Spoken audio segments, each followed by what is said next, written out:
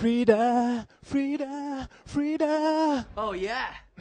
Excusez-moi, j'ai encore la chanson de Zombie of Mass Destruction en tête là. C'était nul mais on a bien rigolé quand même.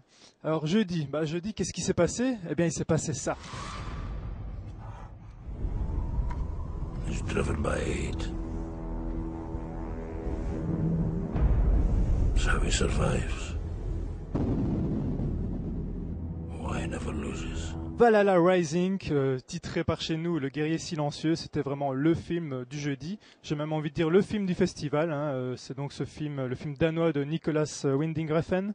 Voilà, c'est une tuerie. C'est vraiment le film, c'est un trip comme ça, métaphysique, brutal, macabre.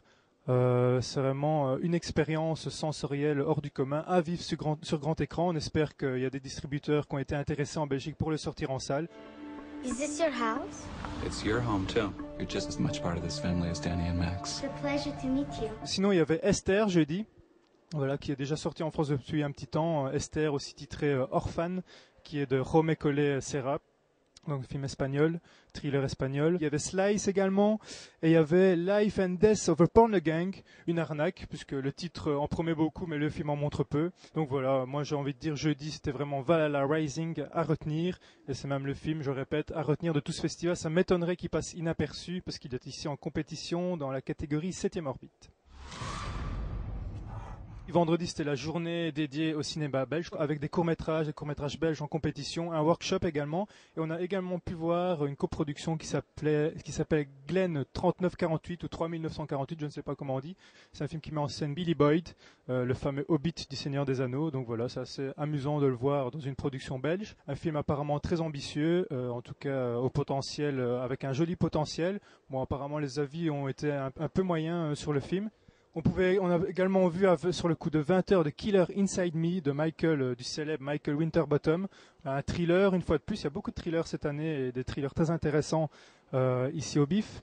Donc de Killer Inside Me qui mettait en scène le frangin de Ben Affleck, Casey Affleck, qui est un acteur que j'aime beaucoup, qu'on a déjà vu dans quelques films, dans des grands rôles. C'est vraiment un acteur très talentueux, qui a un timbre de voix très particulier, j'aime beaucoup.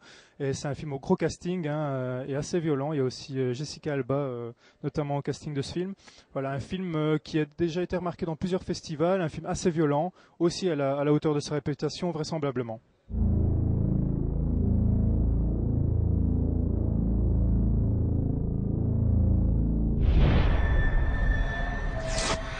Ce vendredi s'est terminé en fanfare avec la séance de minuit Serbian Film qui était annoncé comme le film choc de cette édition. C'était assez étonnant d'ailleurs parce qu'il y avait une petite annonce dans le programme comme quoi le film contenait des scènes choquantes pouvant heurter les âmes sensibles. C'est un film serbe forcément qui se déroule dans le milieu du porno et du snuff movie. C'est trash porno. Voilà, un film qui a vraiment ici secoué les festivaliers et aussi divisé, il faut bien le dire, les opinions. Samedi, on a pu voir un autre film belge, c'est Vampire de notre compatriote Vincent Lano. Alors Vampire a été diffusé notamment sur les chaînes payantes satellites en Belgique, et c'est pas vraiment un film destiné en fait à être vu en scène, c'est plutôt un film destiné pour le petit écran. Voilà, c'est une espèce comme ça de docu-fiction, de striptease qui met en scène une famille de vampires. Moi, pour ma part, j'ai pas du tout aimé le film, j'ai pas du tout accroché. Je trouvais que ça tirait plus à la blague potache que docu-fiction réussie. Enfin, soit il y en a qui ont apprécié au sein de la rédaction de Cinéma Fantastique, qui ont apprécié, qui ont quand même passé un bon moment. Également, ce samedi, le remake de Crazy, le remake du film de George Romero.